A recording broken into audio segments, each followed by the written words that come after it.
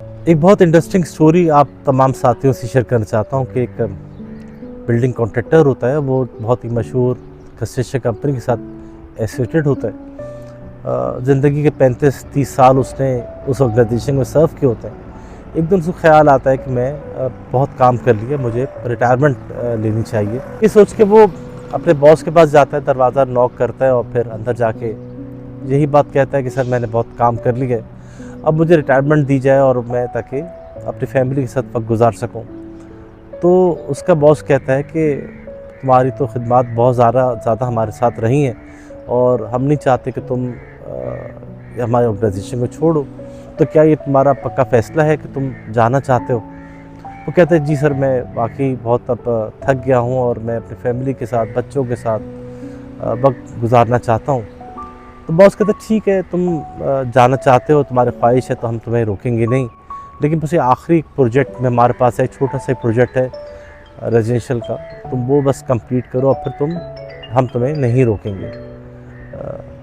वो बड़ा अफसोस होता है कि यार मैं अब जाने के उसमें था और अचानक जो है बॉस ने एक नया काम दे दिया। खैर वो नाखुशी सही वो उस प्रोजेक्ट को एक्सेप्ट कर लेता है। अब शुरू दिन से ही उसकी तवज्जो उस काम पे नहीं होती कि बिल्डिंग का जो कंस्ट्रक्शन मटेरियल है वो सही आ रहा है कि नहीं आ रहा, सब स्टैंडर्ड क्वालिटी का आयरन बार्स तो नहीं है, कलरिंग मटेरियल जो आ रहा है वो सही है कि नहीं है, ना ही उसकी तवज्जो जो है क्वालिटी के वर्क पे थी। बस जैसे तैसे करके वो उस काम को ख़त्म करता है और बॉस के पास जाता है। बॉस से कहता है कि सर मैंने जो असाइनमेंट दिया था वो कंप्लीट कर लिया है, तो अब मुझे जाने की इजाज़त दी जाए। बॉस कहता है हाँ ठीक, तुम सही कह रहे हो, तुमने बहुत काम किया और बहुत तुम्हारी खिदमत हमारे साथ रहीं, अब तुम्हें हम रिटायरमेंट के टाइम पे कोई रिटायरमेंट गिफ्ट भी देना चाहते हैं। वो ड्रॉ से चाबी निकालता है और वो घर की चाबी होती है जो कि उसी कॉन्ट्रैक्टर ने बनाया होता है। सोचता है ओहो, ये मुझसे क्या गलती हो गई, मैंने तो उस काम की तवज्जो ही नहीं दी, ना उस क्वालिटी को देखा जो कि बेहतर होनी चाहिए थी, और बहुत अफसोस करता है कि काश मैंने उस काम पे तवज्जो दी होती है।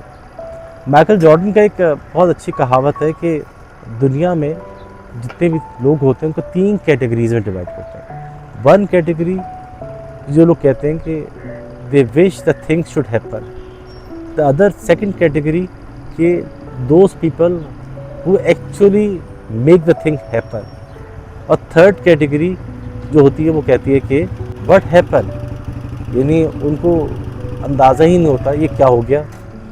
तो हम ज़िंदगी के जितने भी मामलात होते हैं, प्रोफेशनल कैरियर के, प्रोफेशनल लाइफ के, घर के अंदर हमारे मामलात होते हैं, लोगों के साथ हमारे मामलात होते हैं, अपने हेल्थ के हवाले से मामलात होते हैं, हमें से हर एक बंदा एक एक ईंट रख के उस घर की तामीर कर रहा होता है, और उसकी कंप्लीशन के बाद हमने ही उस घर में रहना है। हम अपनी उस खामियों का जो बोझ है वो किसी और पे नहीं डाल सकेंगे, हमें वो तमाम चीज़ें खुद एक्सेप्ट करनी होंगी।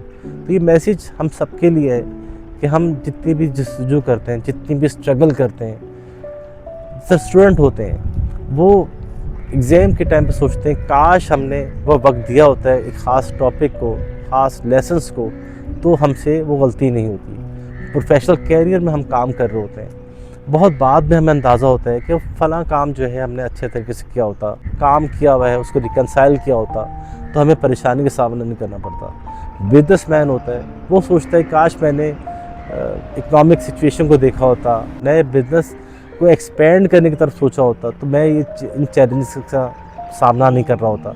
तो हमें ज़िंदगी के हर मोड़ पे उस वक्त को अहम समझना है, उस वक्त को कीमती बनाना है, ताकि हमारा आगे आने वाला वक्त है वो बेहतर तौर पे गुजर सके।